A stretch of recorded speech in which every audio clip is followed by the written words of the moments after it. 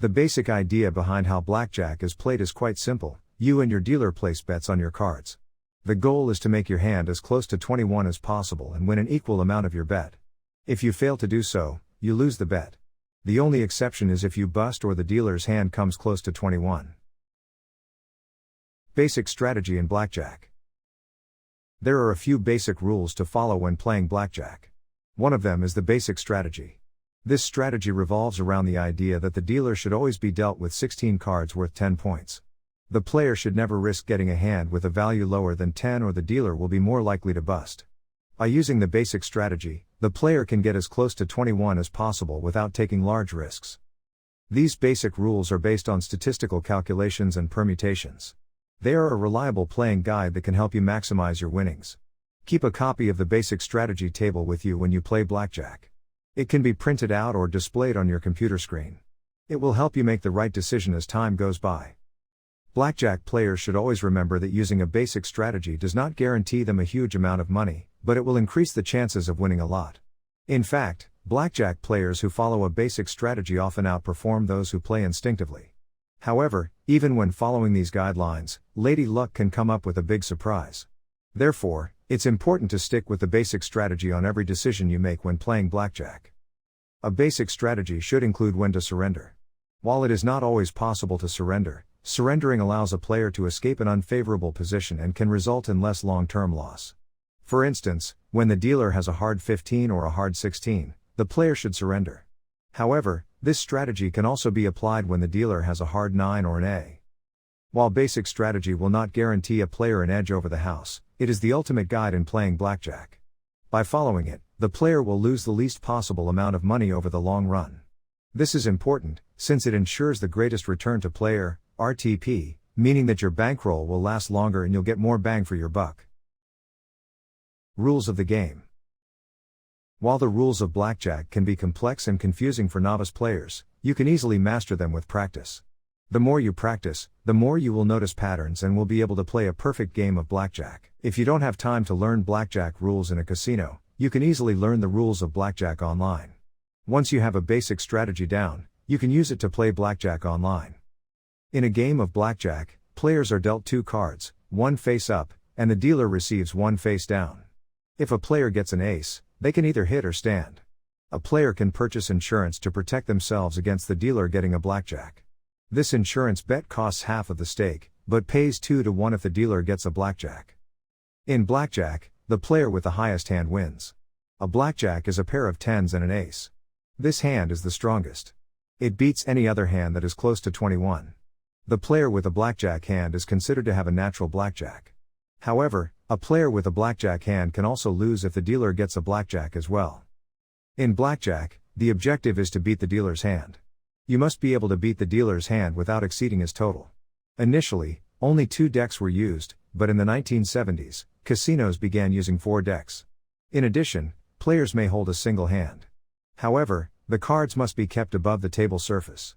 To be able to stack cards in an appropriate manner, players should put their higher denomination chips on the bottom and lower denomination chips on top. The game of blackjack is fairly simple, but it is important to understand its basic rules before you play. The game involves placing a bet and the dealer deals 2 cards to the players. Players then have to decide whether to hit, stand, or double down. Each player has 1 turn to act. If he or she beats the dealer, they win. Otherwise, he loses the bet. Insurance bets. Insurance bets when playing blackjack can be quite tempting. After all, there are times when the dealer has an ace in hand, which increases the chances of getting blackjack. However, the law of probability suggests that the dealer is unlikely to hit blackjack, so the odds of taking this bet are always against you. If you want to increase your winnings and reduce your losses, then you should avoid insurance bets. Insurance bets when playing blackjack are not recommended for every blackjack game, but they are worth considering for certain players. These players usually keep track of the 10 valued cards and the non-10 valued cards. By doing this, they can determine when an insurance bet makes sense. In many cases, insurance is not worth the risk. However, it may be useful for card counters. This strategy involves keeping track of how many 10 value cards are still in the deck. If the dealer has no ace, the chances of him getting blackjack are low. So, it is not recommended to take insurance unless you are completely certain that you have the highest hand. Insurance bets in blackjack are optional proposition bets that are separate from the player's main bet. They pay out at 2-1 and are only offered to players who are afraid the dealer will get a blackjack. The maximum insurance bet is usually half of the original wager. This side bet is also available for any 2-card hand. Insurance bets are generally better for advanced players. Using card counting and basic strategy can help you make insurance bets worth your time. Insurance bets are most profitable when the dealer gets an ace and the player has a hand of 15 or higher. However, it is worth remembering that insurance bets are often lost. Taking insurance bets in blackjack is often a risky move, and the math behind it is not as complicated as poker GTO strategy. If the dealer does get a blackjack, the insurance bet will win you $40. If not, you lose $20. Taking insurance is not always a good idea, but in certain circumstances it is a smart move. Splitting cards into 2 hands. If the dealer shows a pair of 2s, 3s, or 7s, it is generally wise to split your cards into 2 hands. However, you should also avoid splitting pairs of 2s or 3s that are less than 8, since they are considered low-value hands. If you have a pair of 10s, it is not a good idea to split your hand. Doing so gives the dealer a low-valued hand, and it leaves you with 2 hands worth less than 20.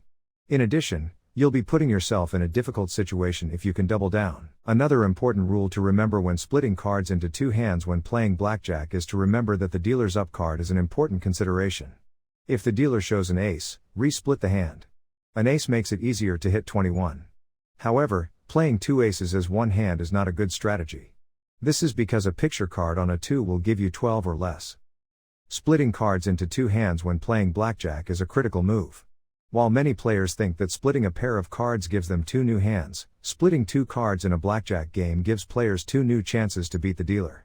Knowing when to split a pair is crucial to improving your game and is easy to learn.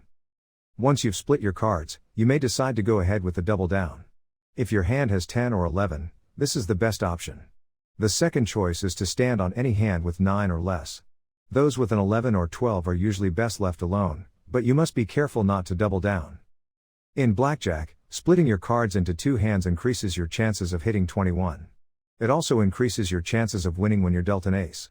However, you should be aware that the dealer may have an ace and it's wise to double down only when he shows the lower card.